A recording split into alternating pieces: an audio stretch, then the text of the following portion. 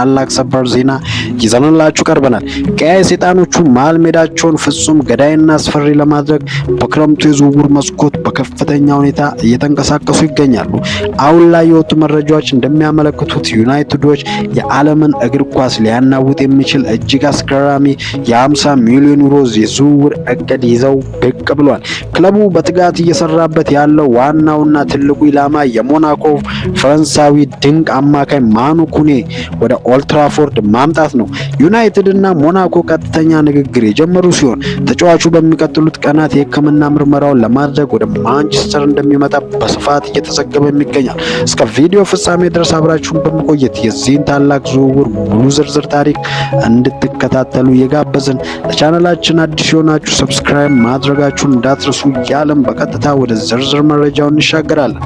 ለመሆኑ ማንቸስተር ዩናይትድ ለምን ይህንን ዝውውር አሁን ላይ ለማድረግ ወሰነ? ነገሩን ከመሰረቱ ስንመለከተው ዩናይትድ በመሃል ክፍሉ ላይ ምሰሶና መከላከያ የነበረውን ብራዚላዊውን ኮከብ ካዝሜሮን ከሽያጭ በኋላ ማሰናበቱ ይታወሳል። የካዝሜሮን መልቀቅ ተከትሎ በዩናይትድ ስብስብ ውስጥ በመሃል ሜዳ ማጥቃትና መከላከል ላይ ትልቅ ክፍተት ተፈጥሯል።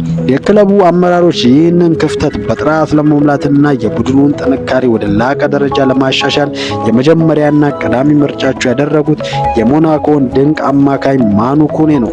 ኩኔ ባለፈው የውድድር ዘመናት በፈረንሳይ ሊግ ያሳየው እጅግ አስደናቂ ብቃት ለዩናይትድ መሃል ክፍል ፍጹም ገዳይ መፍትሄ መሆኑን የክለቡ የስካውቲንግ ቡድን በጽኑ ያምናል።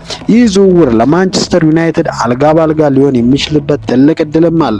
ምክንያቱም ፈረንሳዊ ወጣት ኮከብ ማኑ ኩኔ ከዚህ ቀደም ለዩናይትድ ክለብ ያለውን ጥልቅ አድናቆት በግልጽ መስክሯል።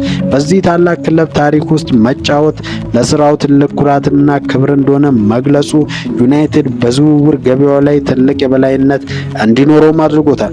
አሁን ላይ የወጡት ትኩስ መረጃዎች እንደሚያረጋግጡት በማንቸስተር ዩናይትድ እና በሞናኮ ከፍተኛ አመራሮች መካከል ቀጥተኛና ንቁ ንግግር በይፋ ተጀምሯል። ዩናይትድ ዝውውሩን በአስቸኳይ ለመፈጸም ያለውን ቁርጠኝነት ለማሳየት ለመጀመሪያ ጊዜ እጅግ ማራኪ የሆነ የ50 ሚሊዮን ዩሮ ይፋዊ የዝውውር ጥያቄ ለፈረንሳይ ክለብ አቅርቧል። ይህ ታላቅ የገንዘብ መጠን በሞናኮ ዘንድ ሙሉ ተቀባይነትን እንደሚያገኝ የውስጥ መረጃዎችን በስፋት እየጠቆሙ ይገኛሉ።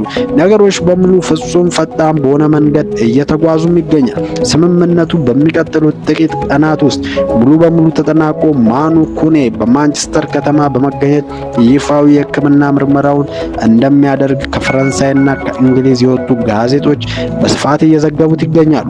ማኑ ኩኔ ወደ ኦልድ ትራፎርድ ከመጣ ዩናይትድ በመሃል ክፍል ላይ ፍጹም ሊገመት የማይችል እጅግ ጠንካራ ኳስ ነጥቆ በማከፋፈልና ከተከላካዮች ፊት የቅጥር ግንብ የመስራት ከፍተኛ ብቃት ያለው ገዳይ አማካኝ ባለቤት ይሆናል። ይህ ዝውውር ቀያይ ሰይጣኖቹ የፕሪሚየር ሊጉን ክብራቸውን ለመመለስ ያደረጉት ትልቅ ኢንቨስትመንት ተደርጎም ተወስዷል።